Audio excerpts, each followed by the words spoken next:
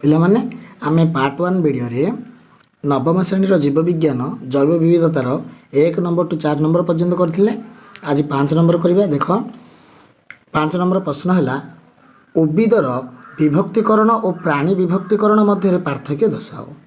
ଉଦ୍ଭିଦର ବିଭକ୍ତିକରଣ R I point ହେଲା କୋଷଭିତ୍ତିକ ବିଶିଷ୍ଟ ବହୁକୋଷୀୟ ଜୀବମାନଙ୍କୁ ନେଇ ଉଦ୍ଭିଦ ବିଭକ୍ତିକରଣ କରାଯାଇଥାଏ। ପ୍ରାଣୀ ବିଭକ୍ତିକରଣ ହେଲା କୋଷଭିତ୍ତିକ ବିଶିଷ୍ଟ ବହୁକୋଷୀୟ ଜୀବମାନଙ୍କୁ ନେଇ ପ୍ରାଣୀର ବିଭକ୍ତିକରଣ କରାଯାଇଥାଏ। ଓକେ, 2 ପଏଣ୍ଟ ହେଲା କୋଷର ବିଭିନ୍ନ ଶରୀର ଗଠନ ଜଳ ପରିବହନ ଓ ଜୀବଧାରଣ କ୍ଷମତା ଅନୁସାରେ ଉଦ୍ଭିଦମାନଙ୍କର ବିଭକ୍ତିକରଣ କରାଯାଇଥାଏ। ଆର 2 ପଏଣ୍ଟ ହେଲା ପୋଷଣ ଖାଦ୍ୟ ଓ ଅମ୍ଳଜାନ ଗ୍ରହଣ ଶରୀରର ଗଠନ ଓ ଶ୍ୱାସକ୍ରିୟା ଆଦିକୁ ନେଇ ପ୍ରାଣୀମାନଙ୍କର ବିଭକ୍ତିକରଣ କରାଯାଇଥାଏ। 3 ପଏଣ୍ଟ ହେଲା ଦେଖ ଉଦ୍ଭିଦ ଜଗତକୁ ଥାଲୋଫାଇଟା, ବାୟୋଫାଇଟା, ଟେରିଡୋଫାଇଟା, ନଗ୍ନବୀଜି, ଆବୃତ ବୀଜି ଆଦି 5 ଭାଗରେ ବିଭକ୍ତ। ଏହାକୁ 5 ଭାଗରେ ବିଭକ୍ତ କରାଯାଇଛି। ଆର 3 ପଏଣ୍ଟ ହେଲା ପ୍ରାଣୀ ଜଗତକୁ 10 ଭାଗରେ ବିଭକ୍ତ କରାଯାଇଛି, ଯଥା ଫୋରି ଫେରା ଆଦି ଏସବୁ। ଓକେ, ଦେଖ 6 ପଏଣ୍ଟ ହେଲା ଏହି ବିଭକ୍ତିକରଣରେ ଥିବା ଜୀବଗୁଡ଼ିକୁ ପ୍ଲାଣ୍ଟି କୁହାଯାଏ। ଆର ହେଲା ଏହି ବିଭକ୍ତିକରଣରେ ଥିବା ଜୀବଗୁଡ଼ିକୁ ଏନିମଲିଆ କୁହାଯାଏ। ଓକେ, 5 ପଏଣ୍ଟ ହେଲା ଉଦ୍ଭିଦର ବିଭକ୍ତି କାରଣରେ ପ୍ରାୟ 5 ଲକ୍ଷ ପ୍ରକାର ଜୀବ ଅନ୍ତର୍ଭୁକ୍ତ। ଆର 5 ପଏଣ୍ଟ ହେଲା ପ୍ରାଣୀ ବିଭକ୍ତିକରଣରେ ପ୍ରାୟ 10 ଲକ୍ଷ ପ୍ରକାର ଜୀବ ଅନ୍ତର୍ଭୁକ୍ତ। ଓକେ, 6 ନମ୍ବର ପ୍ରଶ୍ନ ହେଲା ଭର୍ଟିବ୍ରାଟା ପ୍ରାଣୀମାନଙ୍କର ଶ୍ରେଣୀ ବିଭାଗ ଲେଖ। ଆର ଉତ୍ତର ହେଲା ଭର୍ଟିବ୍ରାଟା ପ୍ରାଣୀମାନଙ୍କର ମେରୁଦଣ୍ଡ ଥାଏ। ଏମାନଙ୍କୁ 6 ଭାଗରେ ବିଭକ୍ତ କରାଯାଇଥାଏ। ଯେଉଁ ଭର୍ଟିବ୍ରାଟା ପ୍ରାଣୀ ଅଛି ତାକୁ 6 ଭାଗରେ ବିଭକ୍ତ କରାଯାଇଛି। ଏବେ ଗୋଟେ ଗୋଟେ ଆମେ ପଢ଼ିବା। ସାଇକ୍ଲୋଷ୍ଟୋମାଟା କ'ଣ? ଏମାନଙ୍କୁ ଆଦିମ ମେରୁଦଣ୍ଡୀ ପ୍ରାଣୀ କୁହାଯାଏ। ସାଇକ୍ଲୋଷ୍ଟୋମାଟାକୁ ଆଦିମ ମେରୁଦଣ୍ଡୀ ପ୍ରାଣୀ କୁହାଯାଉଛି। 2 ପଏଣ୍ଟ ହେଲା ଏମାନଙ୍କର ଶରୀର ଦୀର୍ଘ ଓ ମୁଖହନୁ ବିଶିଷ୍ଟ। ଏମାନେ ପରଜୀବୀ ଯଥା ମିକ୍ସିନ୍ ପେଟ୍ରୋମାଇଜନ୍ସ। ଓକେ, ଆର ବିଟା ଦେଖ, ବି ଦେଇଛି କ'ଣ? ପାଇସେସ୍ କ'ଣ ନା ଶରୀର ଅସ୍ଥି ବା ସ୍ଥାଣୁସ୍ଥିରେ ଗଠିତ। 2 ପଏଣ୍ଟ ହେଲା ଶରୀର କାତି ଦ୍ୱାରା ଆବୃତ ଯଥା ରୋହି, ଭାକୁର ଆଦି ମାଛ, ଟରପେଡୋ, ମଗର ମାଛ। ଓକେ, ଆର ସି ପଏଣ୍ଟ ହେଲା ଦେଖ, ସି ପଏଣ୍ଟ କ'ଣ? ଆମ୍ଫିବିଆ। ଏମାନେ ଉଭୟଚର। ଏମାନେ କ'ଣ? ଉଭୟଚର। ଏମାନଙ୍କର ଅନ୍ତର୍କଙ୍କାଳ ଅସ୍ଥିଳ। 3 ପଏଣ୍ଟ ହେଲା ଏମାନେ ପ୍ରାୟତଃ ମାଂସପେଶୀ ଯଥା ବିଭିନ୍ନ ପ୍ରକାରର ବେଙ୍ଗ, ସାଲମେଣ୍ଡର। ଓକେ, ଆର ଡି ପଏଣ୍ଟ ଦେଖ, ଡି ପଏଣ୍ଟ ଦେଇଛି କ'ଣ ନା ରେପ୍ଟିଲା। ଆଇ ପଏଣ୍ଟ ହେଲା ଏମାନେ ସରୀସୃପ। ଏମାନଙ୍କର ପାଦ 5 ଆଙ୍ଗୁଳି ବିଶିଷ୍ଟ। 3 ପଏଣ୍ଟ ହେଲା ଶରୀର ପଛପଟେ ଲାଞ୍ଚ ଥାଏ। ଚର୍ମୀ ଶୁଷ୍କ ଓ ଗ୍ରନ୍ଥବିହୀନ ଯଥା ସାପ, ଝିଟିପିଟି, କୁମ୍ଭୀର। ସରିଲା। ଇ ନମ୍ବର ଦେଖ ଏଭସ୍ କ'ଣ? ଏଭସ୍ର ଆଇ ପଏଣ୍ଟ ହେଲା ଏମାନେ ଆକାଶରେ ଉଡ଼ିପାରନ୍ତି, କେତେକ ଉଡ଼ିପାରନ୍ତି ନାହିଁ। 2 ପଏଣ୍ଟ ହେଲା ଶରୀର ଡଙ୍ଗା ପରି ବିଭିନ୍ନ ରଙ୍ଗର ପର ଦ୍ୱାରା ଆବୃତ।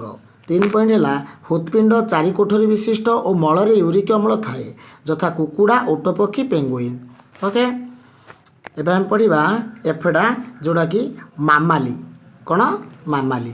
ଆର ଆଇ ପଏଣ୍ଟ ହେଲା ଏମାନେ ସ୍ତନ୍ୟପାୟୀ। 2 ପଏଣ୍ଟ ହେଲା ମସ୍ତିଷ୍କ ଓ ଜ୍ଞାନ କେନ୍ଦ୍ରୀୟ ଉନ୍ନତ। 3 ପଏଣ୍ଟ ହେଲା ଶରୀର ଲୋମଯୁକ୍ତ ଯଥା ମନୁଷ୍ୟ, କଙ୍ଗାରୁ, ବାଦୁଡ଼ି, ତିମି। ଓକେ, ଦେଖ 7 ନମ୍ବର ପ୍ରଶ୍ନ ହେଲା କେଉଁ ପ୍ରାଣୀମାନଙ୍କର ଦ୍ୱିପାର୍ଶ୍ୱ ପ୍ରତିଶ୍ରମ ରହିଛି ତାର ତାଲିକା କର। କେଉଁ ପ୍ରାଣୀମାନଙ୍କର ଦ୍ୱିପାର୍ଶ୍ୱ ପରିଶ୍ରମ ରହିଛି? ଦେଖ ଉତ୍ତର ହେଲା ଦ୍ୱିପାର୍ଶ୍ୱ ପ୍ରତିସାମ୍ୟ ଥିବା ପ୍ରାଣୀଗୁଡ଼ିକ ହେଲେ ମନୁଷ୍ୟ, ବେଙ୍ଗ, ଠେକୁଆ, ଜିଆ, ଅସରପା, ମାଛ, ଯକୃତକର୍ମୀ, ଫିତାକର୍ମୀ, ଫ୍ଲାନେରିଆ ଆଦି। ଏଗୁଡ଼ାକ ହେଉଛନ୍ତି କ'ଣ ନା ଦ୍ୱିପାର୍ଶ୍ୱ ପ୍ରତିସାମ୍ୟ ଥିବା ପ୍ରାଣୀ। ଓକେ, 8 ନମ୍ବର ପ୍ରଶ୍ନ ଦେଖ ନିମ୍ନ ପ୍ରଶ୍ନରେ ଥିବା 4ଟି ଉତ୍ତର ମଧ୍ୟରୁ ସଠିକ୍ ଉତ୍ତରଟି ବାଛି ଲେଖ। ଅପସନ୍ 4ଟା ଦେଇଛି, ତାର ସଠିକ୍ ଉତ୍ତରଟି ଆମେ ବାଛିବା। ଦେଖ କ ନମ୍ବର ଦେଇଛି ଶ୍ରେଣୀ ବିଭାଗ ବିଜ୍ଞାନର ଜନକ କିଏ? ଶ୍ରେଣୀ ବିଭାଗ ବିଜ୍ଞାନର ଜନକ କିଏ? ଆର ଅପସନ୍ ଏ ହେଲା କାର୍ଲ ଲିନ୍ସ ये ही सठिक आंसर। कालियंस होउचंती श्रेणी विभाग विज्ञानर जनक। ओके, चलो नेक्स्ट प्रश्न देख। ख नंबर प्रश्न है केहू गोष्ठी रे सर्वाधिक प्राणी अंतर्भुक्त। देख आई हूँ मोलुस्का, एलिनिडा, आर्थ्रोपोडा, निमाटोडा। आर सठिक आंसर हूँ ऑप्शन 3 जोड़ा कि आर्थ्रोपोडा। ग नंबर प्रश्न है मनुष्यर वैज्ञानिक नामर जीनसेट कौन। आर सठिक उत्तरटी है होमो। घ नंबर प्रश्न है मटर गछर वैज्ञानिक नामर स्पीसीसीट कौन। आर सठिक उत्तरटी है आईवी जोड़ा कि साटिर्भम। ओके, ओ नंबर प्रश्न है केहुटी प्लांटीर अंतर्भुक्त। कौटा प्लांटीर अंतर्भुक्त। सठिक आंसर होची ऑप्शन आई एंजियोस्पर्म।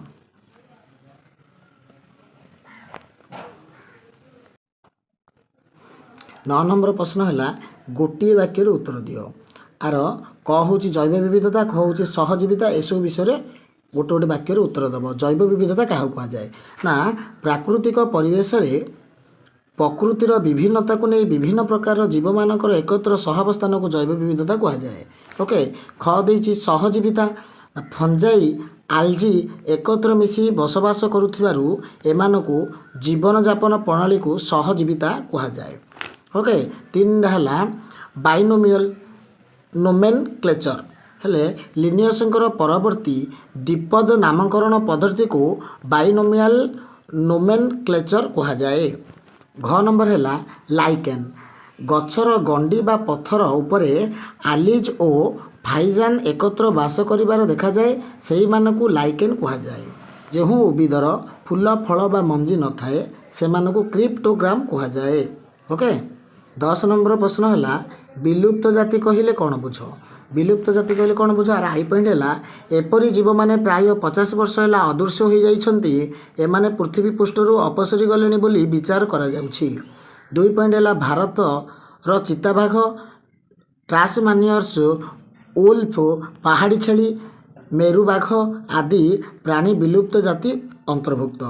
3 पॉइंट है भारत महासागर मरीशर द्वीपर देखा जाउथिबा डोडो पक्षी और विराट वक्रदंत थिबा लोमस हाथी परी जीव मध्य विलुप्त जाति अंतर्भुक्त। 11 नंबर प्रश्न है कमंडलू गछ किपरि खाद्य संग्रह करे। आर आई पॉइंट है कमंडलू गछ एक मांसाहारी वृक्ष। 2 पॉइंट है यार पत्रर अग्रभाग स्वतंत्र भाव में निर्मित। 3 पॉइंट है जेकोसी कीट पत्रर मुणा भितर पशिगले मुणा घोड़णी बंद हो जाए। 4 पॉइंट है कीटर सारांश ग्रहण करी वृक्ष बंचे। 12 नंबर है असुरक्षित जाति और दुर्लभ जातिर जीव मानक मध्य मौलिक पार्थक्य दर्शाओ। एपटे है असुरक्षित जाति, एपटे है दुर्लभ जाति। असुरक्षित जातिर आई पॉइंट है यही जीव मानकर शिकार और व्यवहार अधिक मात्रा एवं एमानकर संरक्षण पर पदक्षेप निया जाई थाए। दुर्लभ जाति है यही जातिर खूब कम संख्यक जीव पृथ्वी पृष्ठ में केतेक निर्दिष्ट स्थान में देखा जाई थांती। असुरक्षित जातिर 2 पॉइंट है यही जातिर जीव माने भविष्य में विलुप्त हो जबार आशंका रही। दुर्लभ जातिर है यही मानकर संरक्षण पर विशेष पदक्षेप आवश्यक। असुरक्षित जाति है केतेक औषधीय गुल्म, सरीसृप, तृणभूमि प्राणी यार अंतर्भुक्त। दुर्लभ जाति है आसामर मानस जातीय उद्यान देखा जाउथिबा सुवर्ण मर्कट यार उदाहरण। धन्यवाद।